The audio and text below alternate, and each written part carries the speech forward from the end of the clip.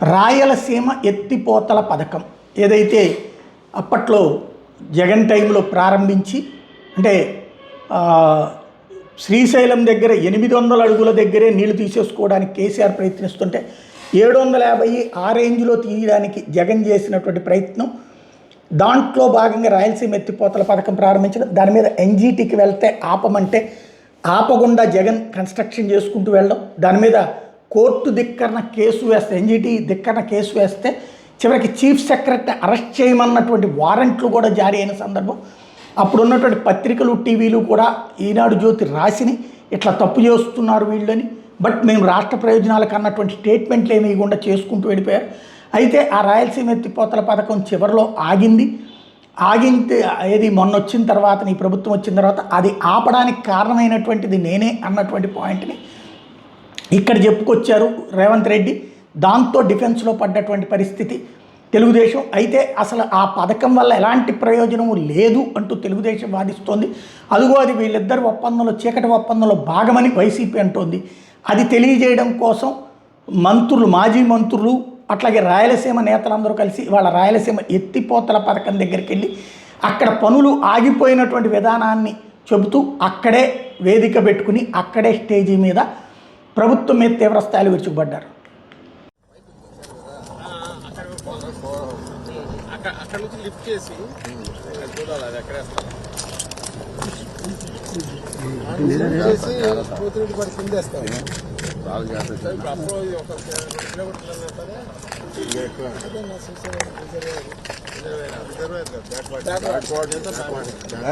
4 ఫ్లోర్లో ఉంది. 4 ఫ్లోర్లో అప్రోచ్ కెనాల్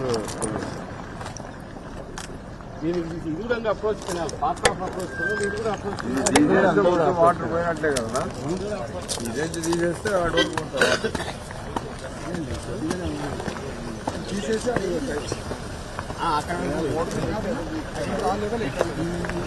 బ్రేక్ చేయాలి, సైడ్ బ్రేక్ చేయాలి.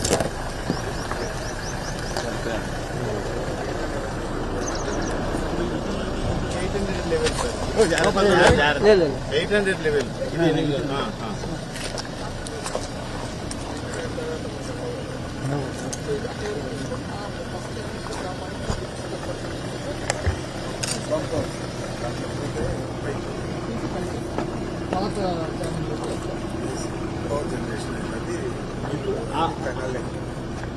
ఆ ఛానల్ లేకే తీస్తారు. అది కూడా ఇంకా మళ్ళీ వైండింగ్ కొరకు కదండి. అప్పుడు వైండింగ్ కూడా సార్ ఆల్మోస్ట్ 70% అయింది సార్. వైండింగ్ కెనాల్ ఎక్కడ పోతురెడ్డి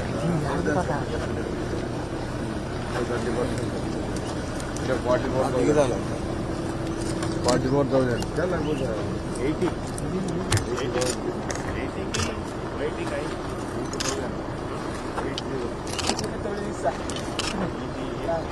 800 లెవెల్లో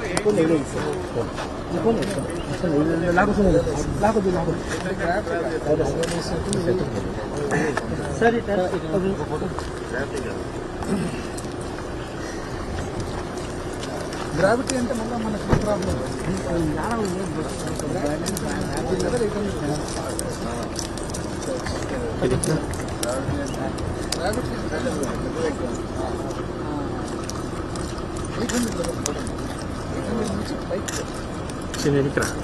బయట వస్తుంది అందుకే ఆ పంప్స్ పెట్టింది. అది 840 ఇది 800 లెవెల్. ఇది 800 లెవెల్ ఇక్కడ వరకు లీటర్ అయినప్పుడు పంప్తో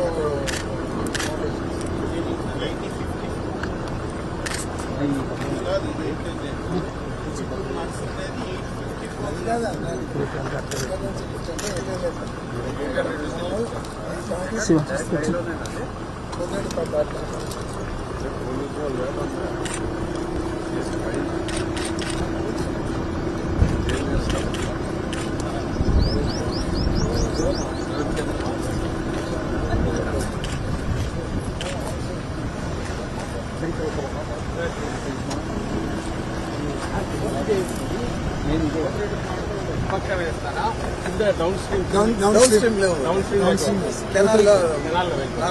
నుంచి మళ్ళీ దీనికి పోతాయన్న అన్ని బనకచర్లకు పోతాయి. బనకచర్లకు పోయిన తర్వాత వెలుగోడు పోతుంది, ఒకటి ఓరకల్లకు పోతుంది, ఒకటి నిప్పులవాగు పోయి పడుతుంది, నిప్పులవాగు పడి కేసీ కెనాల్ కలుస్తుంది, ఇవన్నీ పోయి కేసీ కెనాల్ పోయి అది పోయి మళ్ళీ ఫైనల్గా పెన్నాల్లో పడుతుంది. పెన్నాల్ చుట్టూ మళ్ళీ ఒక సైడ్ దీనికి పోతాం. ఇక్కడ సోమశిల కందలేరు ఓన్లీ ఆ పక్క, ఈ పక్క వస్తుంది చూడండి ఎస్ఆర్బిసి అది వచ్చి అవుట్ రిజర్వాయర్ గండికోట నుంచి పులివెందుల చిత్రావతి